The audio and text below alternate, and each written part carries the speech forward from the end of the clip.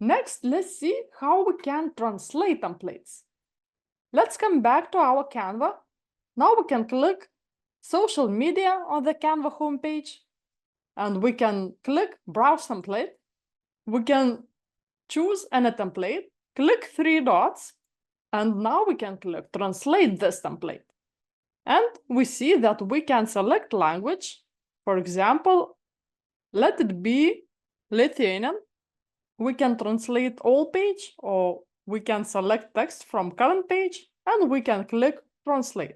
On the bottom, we see that we have 500 users left and data when the refreshes will change.